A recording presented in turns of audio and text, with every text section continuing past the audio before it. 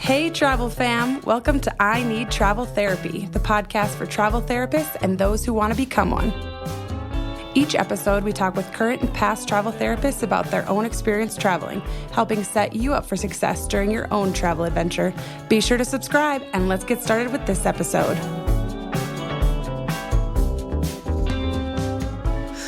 Hey travel fam, it's Darian and welcome back to I Need Travel Therapy.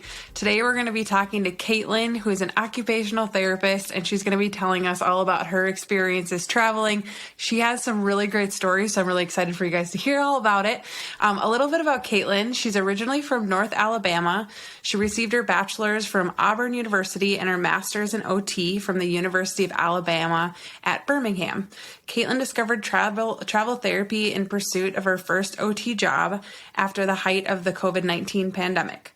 Her experience includes 3 skilled nursing assignments in Texas, South Dakota, and California. She has a passion for the outdoors, photography, and healthy living. Hey, Caitlin, welcome to the show. Hey, how's it going? It's going great. How are you? I'm good. Glad we got to get together. I've been looking forward to it. Right? I know we've gotten pushed off a little bit, but a few delays, but all good. Right? So just to start right into things, can you tell us a little bit about your OT background so far and where you went to school and all that good stuff? Yeah, so I went to Auburn University in kind of southern Alabama. I'm from northern Alabama, and I majored in rehab and disability studies, which ended up being kind of the ideal undergrad to go into OT school according to UAB. So went to University of Alabama at Birmingham in Birmingham, Alabama. Program was 2.5 years for the master's program. And after that, towards the end, I did my fieldwork in hand therapy in Atlanta, Georgia. And I was like, okay, this is it. This is my setting. Let's go. No question.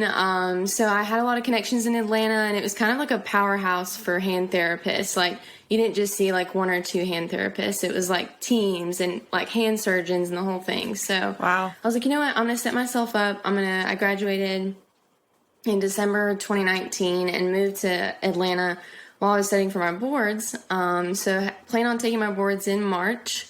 And lo and behold, the week of my exam is when everything shut down because of COVID. I know a lot of people dealt with that. Yeah. So I was like, okay, that's fine. Everything's fine. I'm going to stay calm. So they pushed it back. Ended up being 3 or 4 times. So every time a test date was approaching, I'm like, of course, like fatigue is real. My brain is fried. I just want to take it. And they're like, okay, so we're going to push it back again. We're still not open. It's still going to be pushed back. And at that point, I was still working kind of part-time, full-time at a job I'd had for 6 years. That's part of why I moved to Atlanta, was to keep my job security while studying for boards. But they were being gracious enough to let me cut back on hours, and I just kept pushing it back and pushing it back. So eventually got to take it in May. And I was like, at that point, it was honestly more relief than fear of the test. Because I was like, I get to take this, not like I have to take this. Yeah. So it was overwhelmingly calming going into it, just knowing like I'm meant to take this today. I'm going to pass because I'm going to be an OT and I'm ready for it. What a great way to look at that. I love that. Yeah, honestly, it was crazy because I'm not a test taker at all. I was like really not confident, but just, I guess, leading up to it and the circumstances of what was going on, and it kind of changed your perspective, I guess, for a lot of people of like, I don't have to do this. I actually get to do this. Mm-hmm. So took the exam, passed it. And coming out of it, I was like, okay, now I'm ready. I'm in Atlanta. I'm ready to go. I'm going to apply to all these jobs. So I probably applied to like 30 plus jobs. I had like spreadsheets on spreadsheets because I couldn't even keep track of how many places I was applying. And I got this astounding no all the time because I was a new grad. And we're coming out of COVID. We're coming out of this, like the height of this pandemic. And they were like, we don't have the resources. We don't have the time or the money to train a new grad right now. You don't have any experience. And it was kind of, for me, it was a really low point because everything I had done for the past 6 years was to get to this point of being able to be an OT. And I was like, this is what I'm meant to do. I set myself up to move to Atlanta to do this, and I'm going to stick with this, but could not get a job. So after a few months, it was like late fall, I guess going into September, and I had a friend from San Francisco reach out. I was like, hey, do you want to come to California? And I'm like, well, I'm clearly doing nothing because nothing's going right. Oh. So, yeah.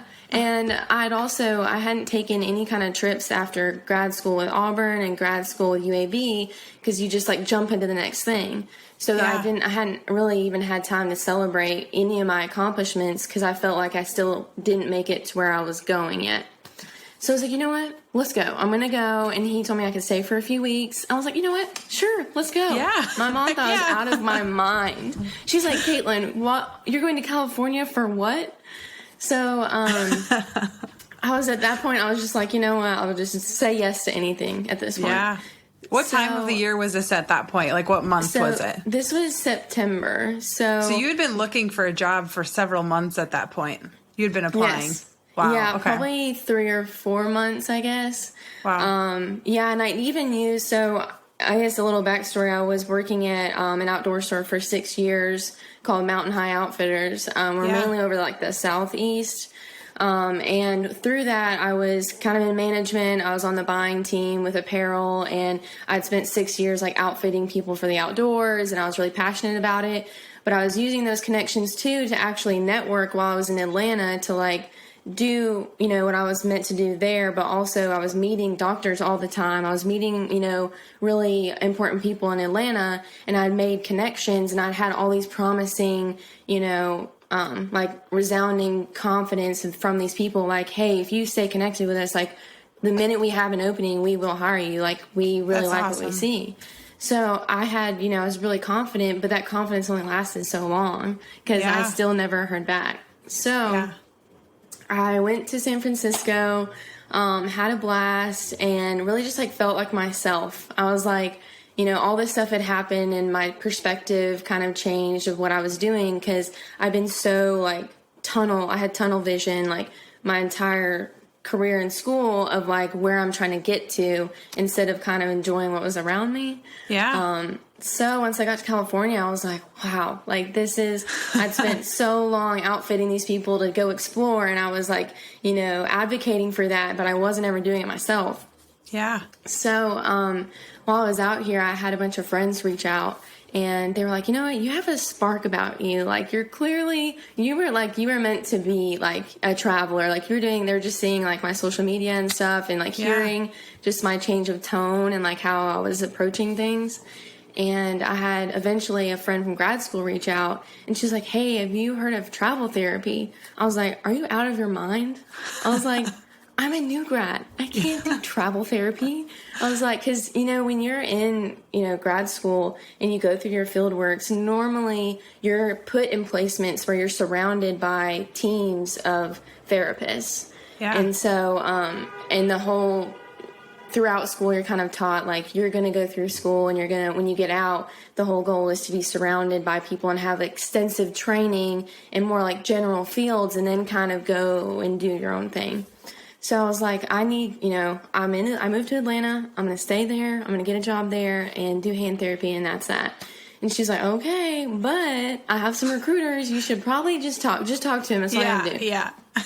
So I was like, okay. So while I was in California, I like filled out like 3 profiles, 3 different recruiters, just to get an idea of what are you guys even doing? Yeah. And after talking to them, they're like, no, actually we have new grad programs. We have new grad mentors that, you know, you can be placed with based on your setting. And like, we actually promote doing it as a new grad because you get more experience, not just in different settings, but different populations. And, the adaptability and flexibility that you gain from that is like something that you're really going to excel from people who are like staying in one place. For sure. So I was like, okay, I hear you. Sounds promising.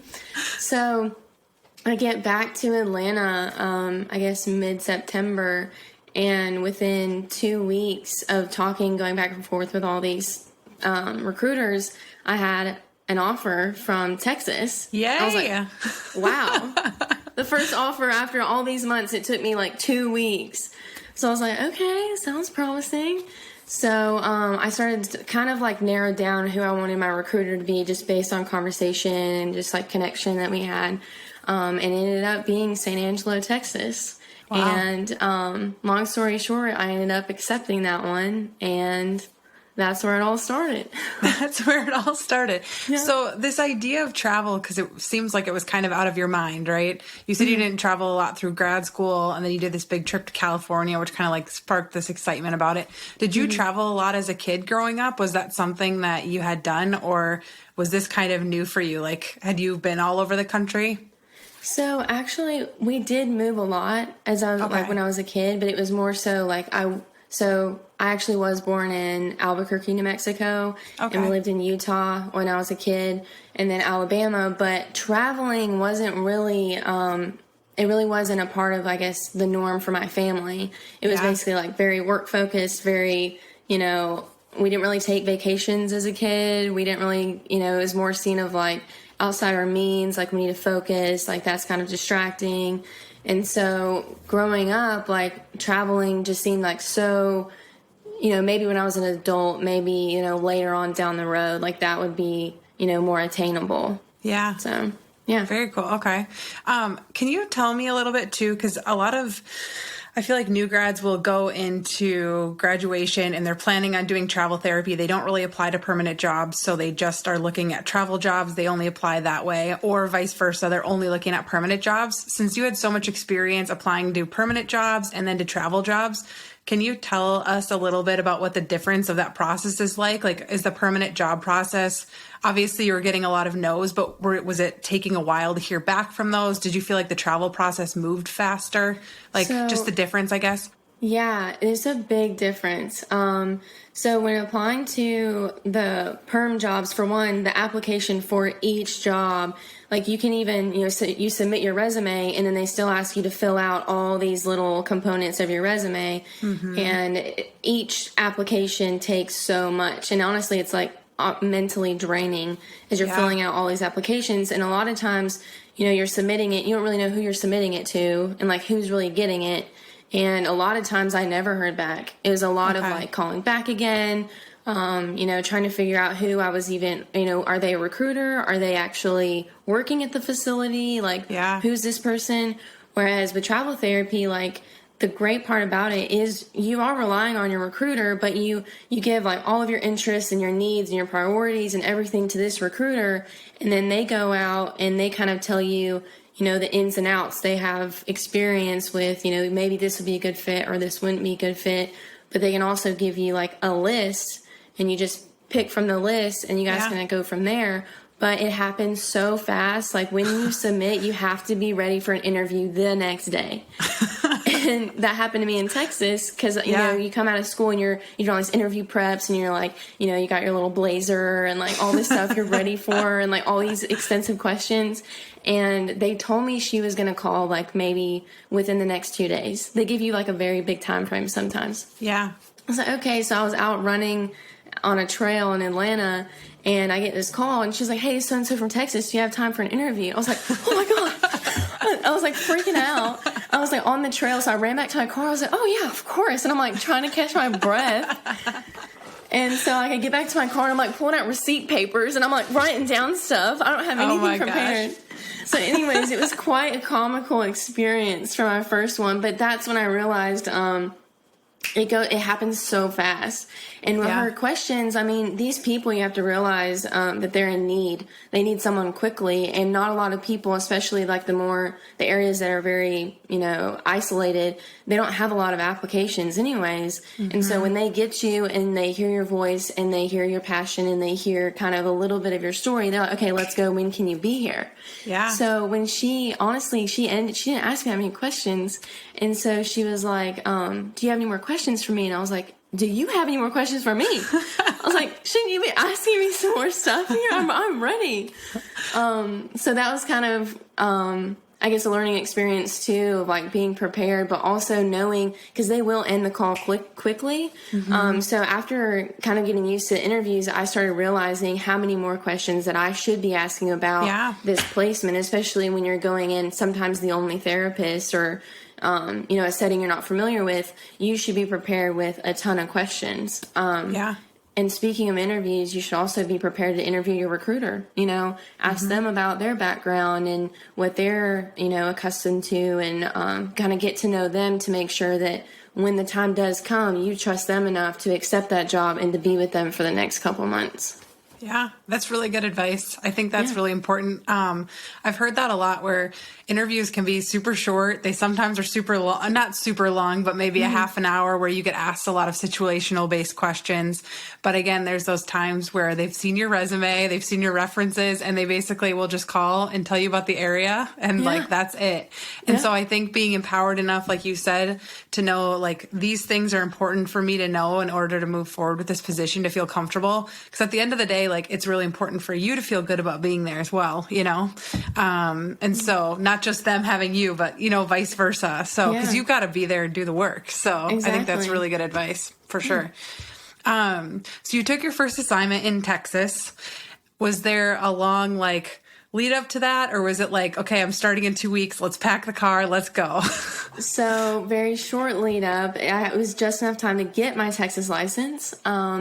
So leading up to that, I think I got the call end of September, and my start date was November 2nd. Okay. So I had kind of a month, but really that month goes by so fast because you have to do, all the background checks, you're getting your license, all the little credential things building up to it. And then also I was living with my brother in Atlanta, and luckily I was able to just leave. And so I packed up my car, kind of narrowed down what I was going to do. I bought a rack for the top of my car. I had a crossover, and then a cargo bag for the top. Also a game changer was those little suction bags that you can pack linen and sweaters in. I packed way too much stuff, honestly, but I got it all there using those bags. So I recommend. But yeah, I just took my car, and my brother was super understanding. He's so happy for me.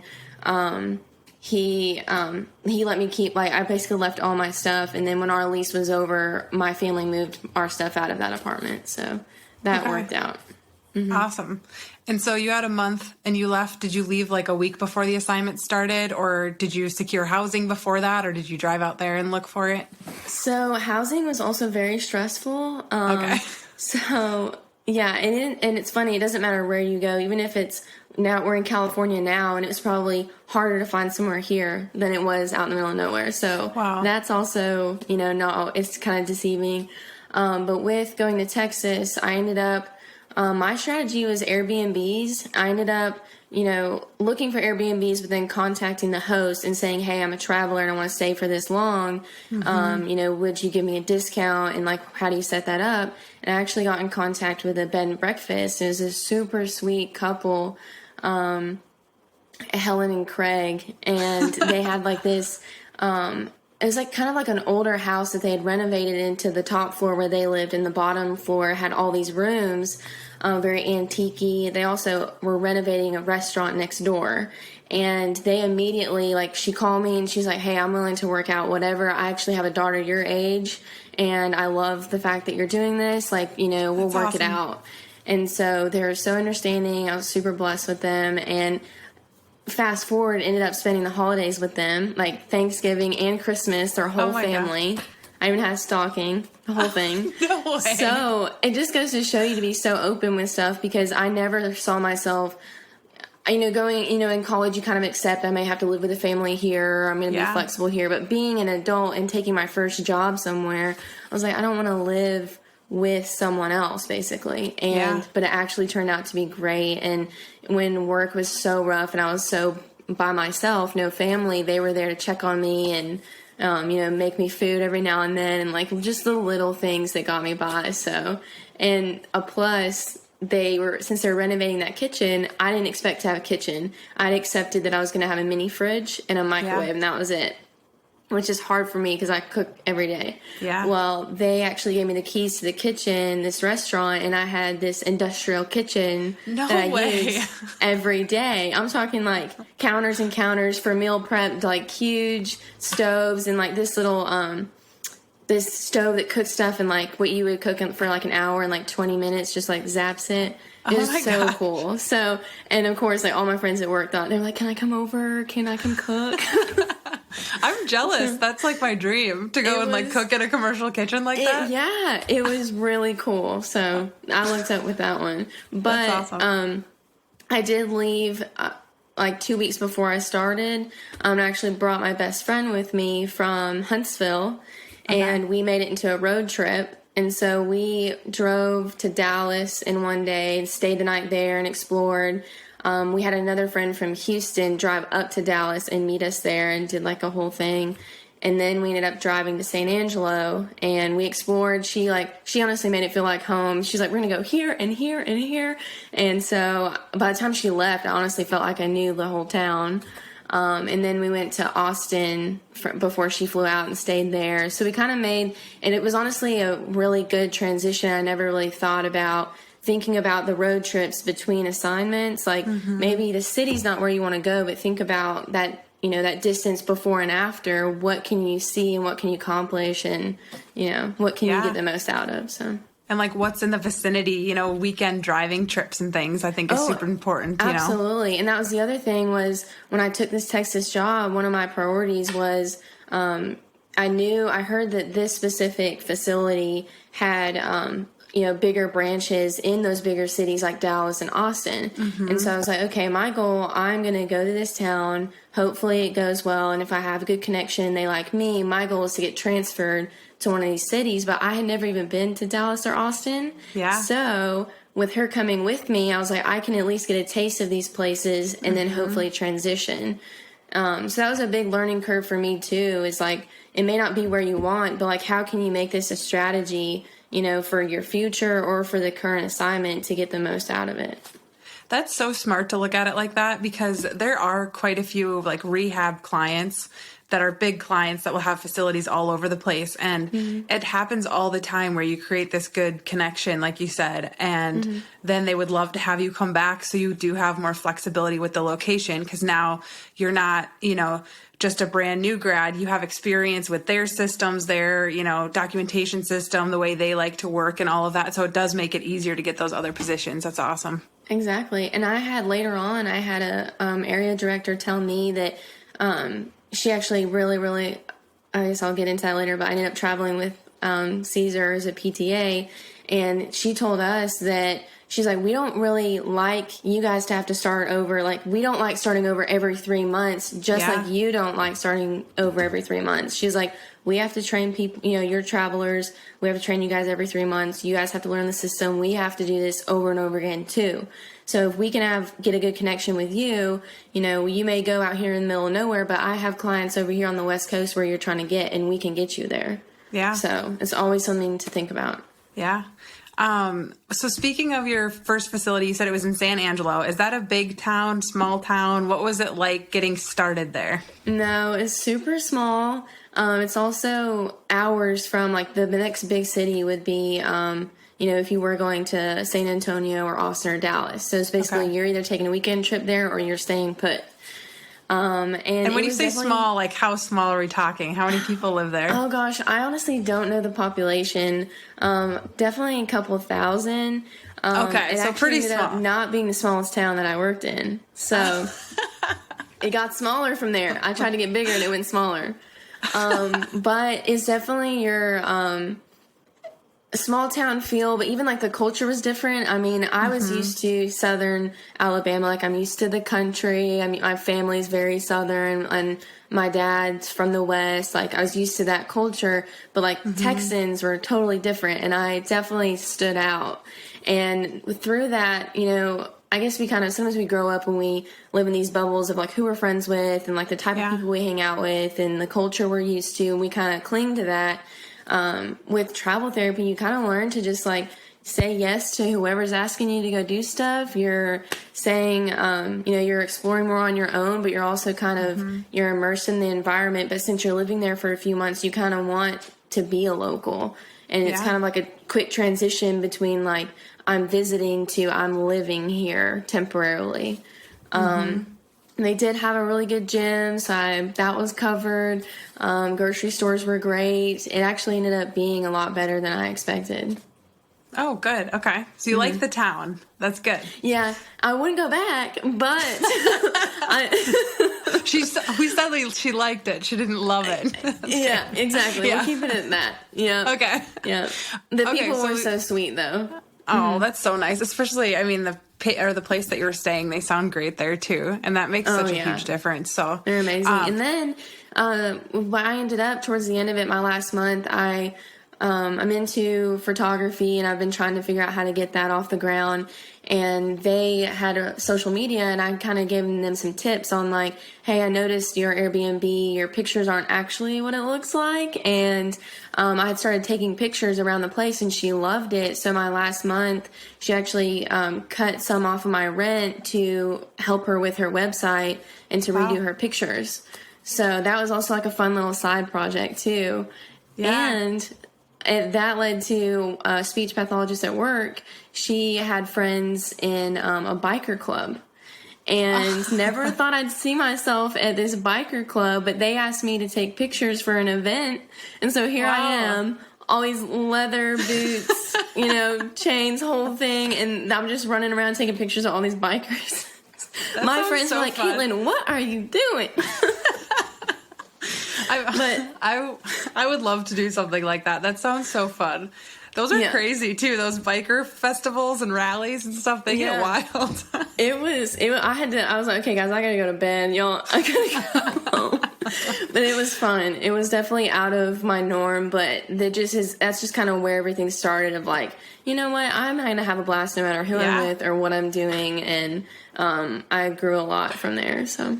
Yeah. Okay, cool. And so can you tell us a little bit about your first experience at your first facility and what that was like, especially with COVID going on? And at this point it's November, right? So so COVID had been going on for a while at that point. Okay. It had been. And so coming into it, I knew I was going to be, during the interview, I didn't know this before the interview, but during the interview, she was asking me if I was comfortable with supervising codas. And I was like, I hadn't really thought about it. And this is my first job, so it's kind of a lot.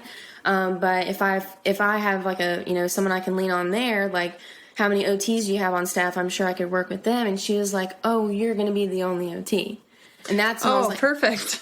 Oh, okay. And then she said, are you okay with that? And I was like, are you okay with that? Yeah. And she's like, no, she's like, I'm an OT. I'm here. Like, I'm not really in the buildings, but when you get there, like, you'll be trained and it'll be okay. And then she mentioned you are going to be at one building, but you're going to be doing telehealth at the other two buildings because you can't cross-contaminate. So you can't go to the other ones. And she's like, but all it is really supervising the other codas. I was like, okay. That sounds, if I'm trainable, if you guys train me and if I feel comfortable, and that's fine. Well, I got there and it wasn't the case. I showed up day one and was handed the laptop, and the rehab director didn't have clinical background, so he could show me kind of some ins and outs of the actual program. But as far as like actually the difference between an eval and a recertification and a progress note and the discharge, I hadn't been in skilled nursing at all, no field work or anything. So I wasn't used to some of these like terms and specific documentations or the type of billing that they were doing. So I was kind of overwhelmed immediately, and I was trying to wrap my head around, the patients I had to see at that building. And then he said, so you're actually also going to supervise a coda at another building via telehealth. She's going to call you on the phone. You guys are going to FaceTime. I was like, okay, well, what do I do? And he was like, you just watch what she's doing. That's all. You're just supervising. I was like, okay, I can do that. And then she starts texting me. The coda's like, hey, when you want to get together? And I was like, I don't even know how to work this computer. I don't even know how to turn it on. So then the DOR at the building next door messages me. It was like, hey, you have 5 patients at my building. And I was like, what? Okay, well, who's the coda over there? And then she called me. I hadn't even started anything yet. I'm trying to figure out what I'm doing. And then they tell me that I'm going to have to walk outside and treat these patients outside their bedroom window. And I was like, hold on. I'm sorry. I think I misunderstood what you just said. Yeah. This is a joke. And he said, no, you're going to find the coda. You guys have to like FaceTime and coordinate. She's going to be on the inside, and then you're going to look through the window and you're going to facilitate what's happening. And she's going to physically facilitate it, but you're going to guide her and tell her what to do. And I even had like evals that day. And I was like, I'm sorry. But I'm trying to stay calm. I'm like, you know what? Yeah. Maybe I'm just like not, handling this the way that I should, but I'm trying to stay calm. So I saw my patients for that day, and then I saw the FaceTime with the coda first. Mm-hmm. And towards the end of the call, she was like, okay, so all these people we saw today, you have progress notes due on all of them. And I was like, I'm sorry, what? I thought I was just watching you. And she's like, no, you have to write the progress notes for my patients. And so, anyways, I'm like, I'll figure that out, I guess. So then I move on to the next building, and we literally FaceTime, and she's like, okay, I'm on, B Hall, room 32. Can you go outside and find that window? And I'm like, what are you talking about? So we ended up coordinating. She was actually like so helpful, and she knew this was kind of crazy. Yeah. So we were trying to work together. She's like telling me, go left, go right, go outside the building. And then, of course, the patients, they're really understanding, but at the same time, they're like, there's someone outside my window. And they're like, some of them were scared. Like, why is this person staring at me? And then my first week, actually had nurses come outside and say that people on the inside were reporting that a homeless person was creeping outside their window. No way. And I'm standing there. I have my laptop. Okay, you want to talk about productivity? They're wanting me to document outside in the bushes while I'm facilitating this, and I'm just like, this is unbelievable. Like, my papers are flying everywhere. I'm like, well, there goes HIPAA. Like, here goes my sheet. So I'm like, I cannot believe that. That is like mind blowing to me that people were saying there was a homeless person. Yeah. You're like, nope, I'm just the new therapist. I'm like standing here in scrubs with my laptop and my papers, like trying to facilitate this. I'm like, are y'all serious right now?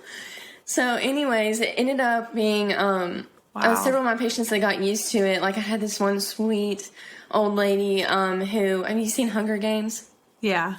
Okay, so Katniss? Yeah. Like climbing around doing crazy stuff. Yeah. She's like, is that Katniss out there today? She started calling me. So then my nickname for everyone was Katniss. And they're like, what kind of bush are you going to jump over today? Because I'm like literally like on the ground. Some of their windows are like low. So I'm like literally like on the ground with my laptop. Like, all was right. this all day, every day? Was this like what you did? Or did you get to interact with patients, face to face at all?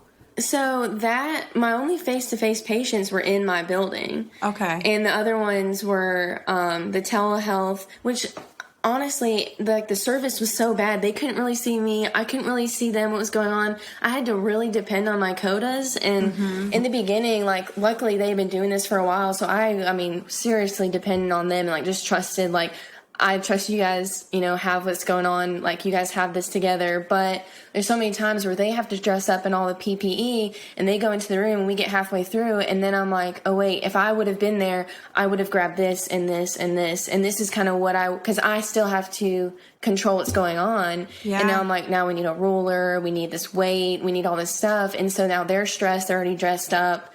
And it just always was such, like chaos, honestly. And then we lose service. Our phones would, the girl on the inside, the phone would either shut off or go on mute, or the patient couldn't hear us and we're like repeating what we're saying a million times. And they're just like, I felt so bad because I was like, they're not benefiting here. Like, I want to be in there. I want to be with them. And just the whole COVID, it really changes, not just, you watch also with the families having to visit through the window. They can't go inside. Seeing the impact that has, and there's no, family education during my first assignment didn't exist because my patients weren't seeing their families. And a lot of these in long-term care, they weren't ever going home. They were here. And so the learning curve, when I got out of that and I started going to facilities that they did have their family visit, now I was like, wait, I don't even know how to educate their family because I didn't have to do that. I never even saw their family. But then being able to work one-on-one with the family and like showing them, this is the interventions we've been doing. Here's the progress. Now this is how you take this home, and having them teach it back. And that whole experience, it was mind-blowing, the difference that it made. Not just that, but I mean, even, the patient having their family there to support them and to encourage them throughout the whole thing, like, rather than just them staying in their room all day.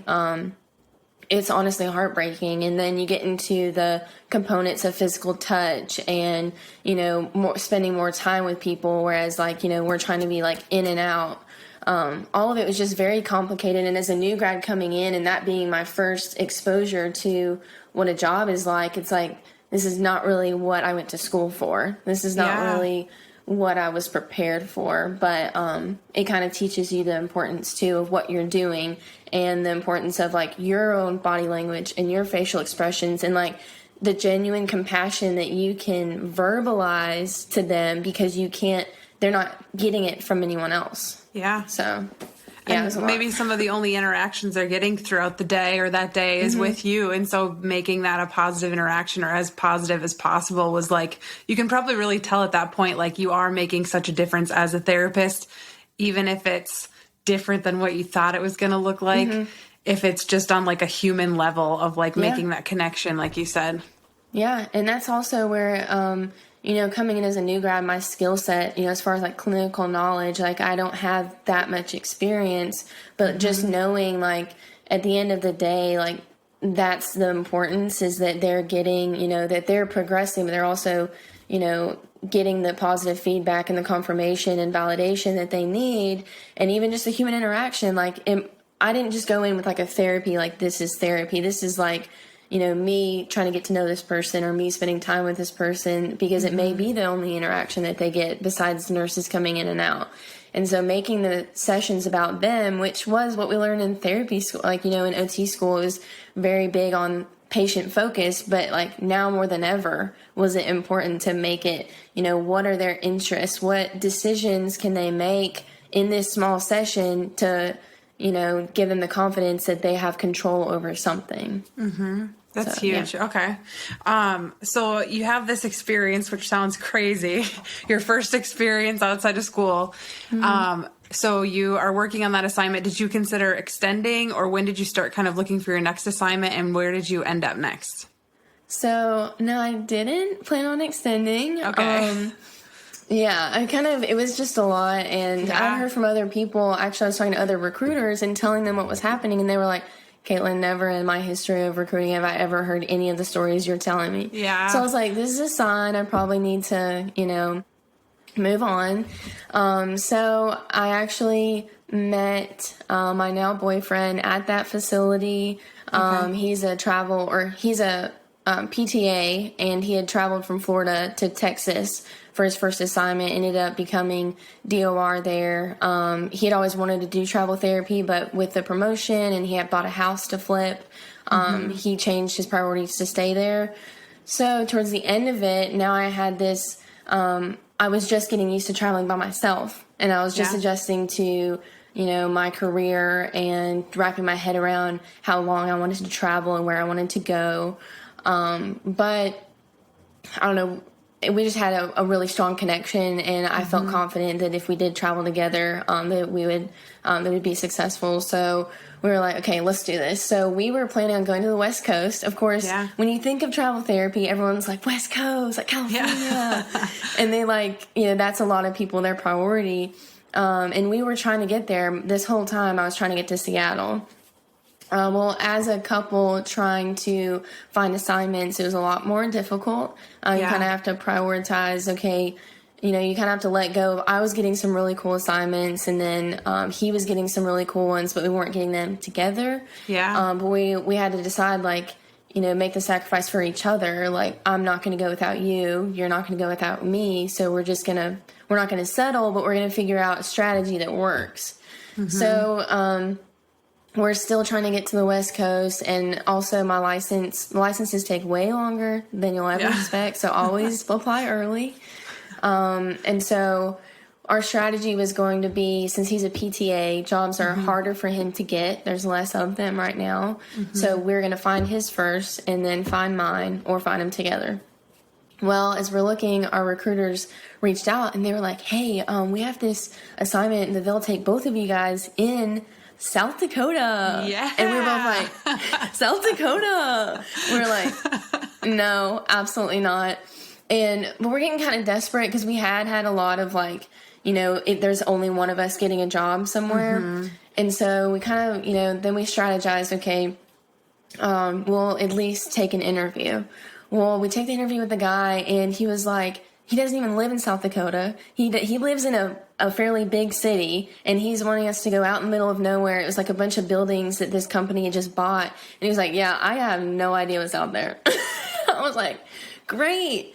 And he was asking me to travel between like an hour between these 3 buildings. And after my first assignment, I learned again to advocate for myself and what I needed and what my patients need and what I want to focus on. And one being, I don't want to be split between buildings. I need to focus on, a solid caseload, getting a routine, and being successful at that before I'm like managing all these other things. So I turned it down, and I was like, we're not interested. I'm not going in the middle of nowhere. The population was 1,200. And I was like, no, yeah, perfect, great. And so, of course, like, we want to go, we want to travel and see the world and have fun like any other traveler. So that was still kind of our priority. So then we told our recruiters no. Well, then our recruiters reached out to them, and originally we were actually going to be at like 2 neighboring buildings, and we both said no to that. When they rearranged the contract to say, okay, you're both going to be at the same building, Caitlin's not going to travel, we're going to put it in there, she's not going to travel at all, and we're going to give you a completion bonus. So we're like, okay, we'll think about it. So then at this point, they had only talked to me, they hadn't even really talked to Caesar.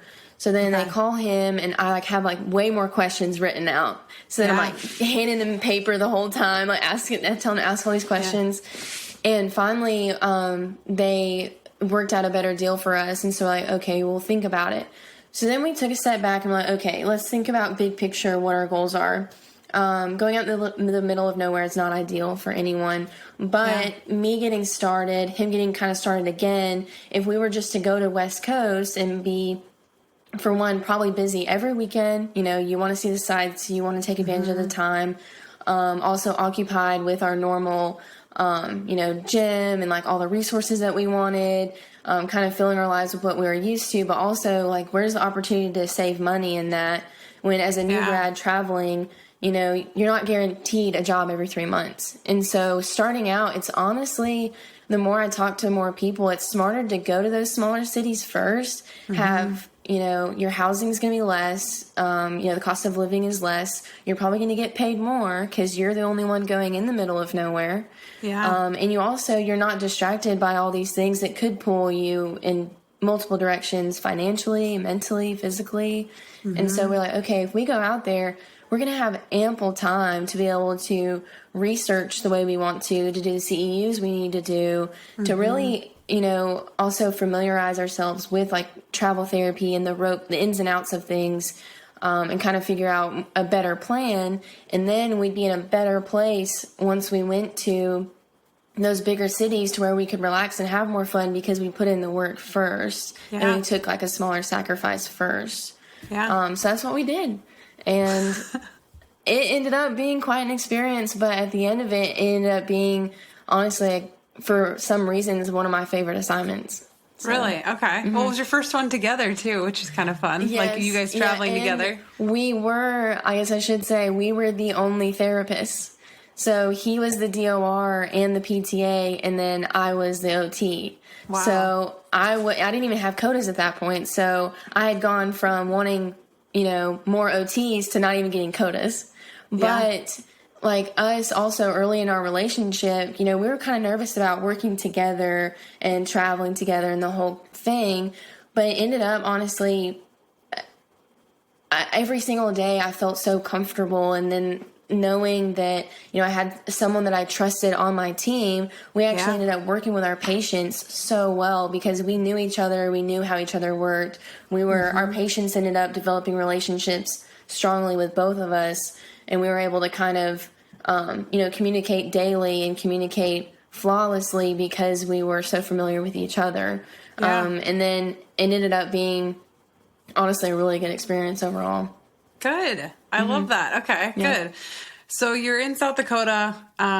Was the drive there pretty normal? Everything was good, or was Absolutely not. Yeah. So, it was hard for us to accept this job to begin with. But one of our justifications among those others that I listed was I have family in Albuquerque and he has friends in Colorado. So we're looking at this route and we're like, okay, we can make the most out of this because on our way through, I haven't seen my grandpa in forever or my other family. So we're going to go through there. We're going to stop and see them. Then we're going to go to Colorado and then get there. So that alone would be immensely worth it for us to drive up there. Well, nothing goes according to plan ever, apparently. So we getting ready to leave, we had kind of mapped that whole out. We were going to leave with enough time to get there with our start date. And a few days before, we'd already reserved the U-Haul. We'd everything packed up. He was also leaving his entire house that he was in the middle of flipping. It was still partially, he had one more room left to renovate, but he was depending on his contractors to finish it up while we left. So, 2 days before wrapping everything up, and we get contacted by the board, because our licenses actually hadn't even gone through yet, that they wanted to send him a fingerprint packet in the mail, and that we couldn't leave until we picked that up and sent it back. So we contact our recruiters, and we were like, this doesn't work. We have to be on the road for us to get there to start. And they were like, you know what, we'll work it out. So they contacted someone and said, okay, we understand you guys can't, this is out of your control, and you guys are doing what you're told, so we're going to extend your start date back by a week. And we're like, okay, that sounds reasonable, so we're comfortable. Well, then, the next day we start, listening to the news, start hearing that there's a winter storm coming through, and that there's going to be snow. And the temp, starts dropping into the teens, and we're like, well, this is kind of unusual for Texas, but Texas did have some random snows, while I was there. We had, the second day I was there in fall, and we had, a random snow, and then it went away. So we were like, okay, it seems normal. We're just going to be prepared. Yeah. So we stayed in contact with everyone, and then leading up to it, we find out that the storm is so bad coming in Tennessee that his fingerprints get stuck on a plane that can't fly in the conditions. Oh, so we're like, okay, so now we're delayed. So then we start waiting again, and now the storm starts actually coming in, and it's actually serious. And we're getting a foot of snow. Texas isn't prepared. The roads aren't prepared to, no one's clearing them. We start watching the news, Austin, Dallas, there's 50 car pileups, ice everywhere. No one can control anything. And with us being in the town we had a lot of small random roads we were going to have to take to even get out of Texas. Yeah. So then we're like, okay, this is serious. We need to actually look into this some more. So we start watching it. Temp starts dropping again. We're getting down into 10 degrees, lower and lower. The lowest temps that Texas had seen, and also the most ice and snow Texas had seen in a long time. So then we reach out to my family in New Mexico who's used to this, and they're like, no, we're getting more snow than we've had in a long time, and you actually should not come up here at all. You actually should stay put until this whole thing blows over. Yeah. So we're like, okay, great. So then we were like, you know what, this is okay because our start date was pushed back, so we're going to be fine. Well, then they reach out and they're like, hey, so actually forget the fingerprints. We're going to keep your start date the way that it is, and we'll just figure it out.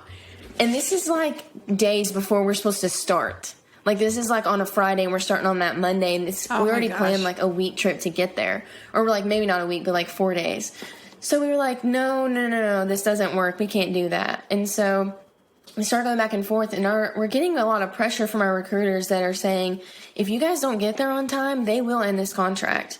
And we were already kind of in a rush to get started, so we were honestly so stressed. We had pushed back the U-Haul days so many days trying to figure out what we were going to do.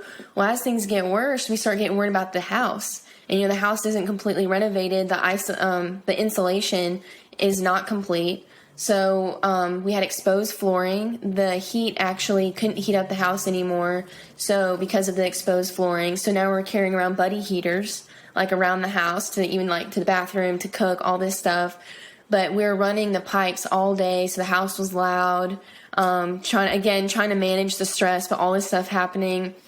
And then as we we were going, instead of like planning in advance a few days, we were actually going like, half a day by half a day. Like, should we leave today? Should we leave now? Should we? And we're like just packed, just like waiting. When's the right time? And we're continually getting reports from all of these like dangerous situations. And then they start doing the power shutdowns. So they're doing rolling blackouts throughout the city. And during that same time, we finally decide on a day to leave because we actually realized that it was getting to the point.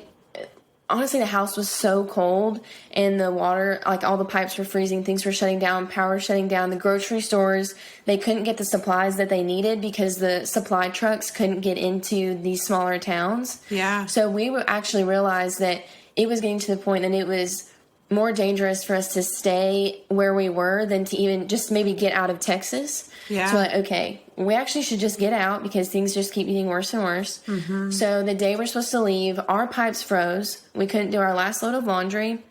We couldn't take showers. I go to a friend's place to shower. We have the U-Haul packed. We're like trying to go, and her power's out. So then we lit the candles. I take a shower.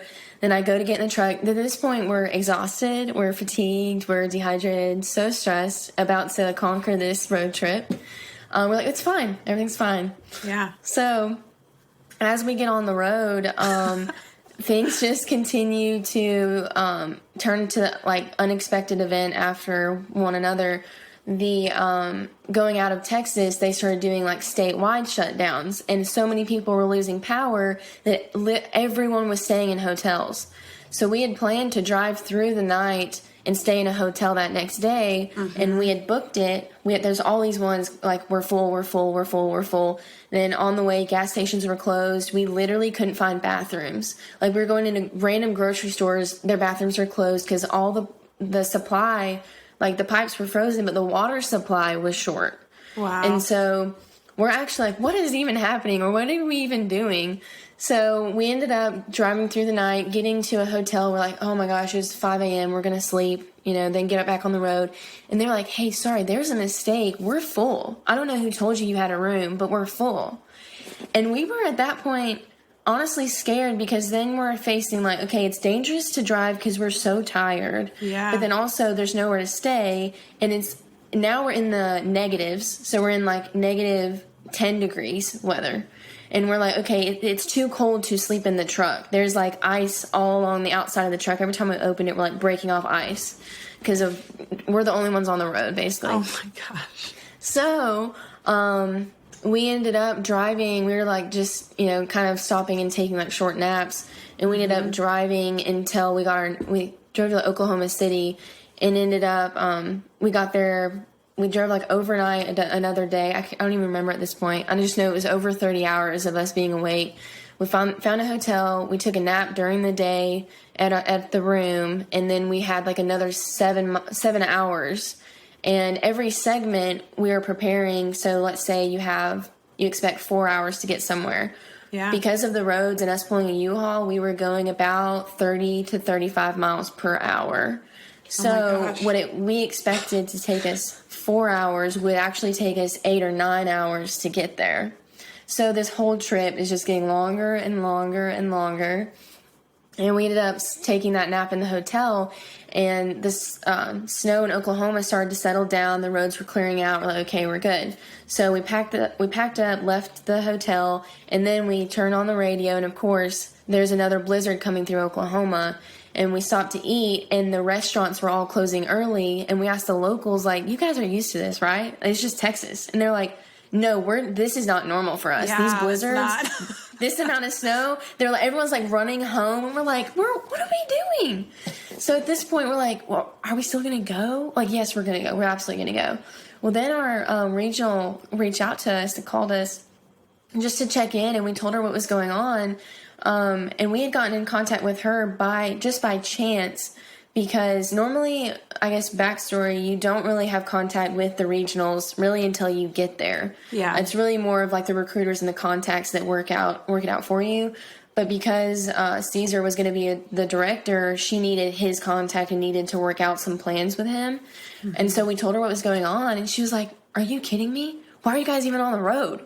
And we're like, we thought we were going to lose our job. And she was like, You're risking your life for this job that's not going anywhere. We need you guys, and we need you guys in one piece. So she's like, go back to the hotel. She's like, anyone watching the news would know what you guys are going through. So go back to the hotel. You guys stay another night and wait it out. If it's safe, then leave and just keep me updated. That's it's fine. And that was just so nice. Oh my gosh, it was the biggest relief. So we're like, okay, we're good. So we stayed again. Then we kind of did the same thing. We ended up driving through the night again to get to our next place, Omaha, Nebraska. And then that was kind of, we started to chill out a little bit. We were kind of taking our time, resting and everything. And then when we ended up getting close to Britain, somehow we always ended up in the middle of the night. So now it's like 2 a.m. We're a few hours away. The roads start getting smaller and smaller, and it's still like icy and snowy. Well, then the temperature is down into like -14. We're getting, and the more we get into South Dakota, this like the negatives are just like numbers I've never even seen. I was like, oh, okay, this is fine. Yeah. No big deal. Don't panic. You should have seen what I was wearing. I think I was wearing like 4 jackets, this huge white jacket, and like the hood. I think a scarf and a beanie and gloves. I'm like walking around like this. Oh my God. So we got there in the middle of the night, and we're like, okay, we're finally here. Well, the instructions, first of all, this house, we found it on Airbnb, and it was this house on a prairie, and all the pictures are summertime. There's horses and grass and like these white fences, like the whole thing. It's so perfect. This giant house. Well, coming in the middle of the night, you couldn't find the house, like, you know, on maps. You had to literally follow like her, like, turn on County Road 5 and then left and right here. So like, okay, Red Barn. It's like, 3 a.m. We're like so tired. We're trying to figure this out. We end up like deep snow in someone else's yard at 3 a.m. And so we're like spinning donuts trying to get out of this thing. Like our U-Haul's probably like running over their flowers or whatever. Like, great. So then we end up finding our driveway, and it's this long driveway, and then it's kind of up on a hill, so you see nothing in the background, and it's this white, like, antique, old-looking house, like what you see on a movie, like your worst nightmare, basically, like a horror movie. Oh, so perfect. Like, perfect. What else could go wrong? So then we end up pulling down this driveway. You can't even see it because of the snow, and then we get in there, and I'll spare you, but it was actually like legit scary, like going into this. I'm normally not scared at all, but it actually was a very creepy house, 3 floors. And we ended up, we didn't even care. We like looked around. We're like, yeah, this is actually really scary. We'll see what it looks like tomorrow. So we found a bed and we passed out. We had about maybe 3 hours of sleep because we got there the morning before we told them we would come to work. So now this is Friday. And we were supposed to start Monday. Okay. So we were like, they said, just come in. It's not like no pressure. It's going to be a really relaxed first day. I just need, you guys can just come in and at least meet the staff and stuff. Okay.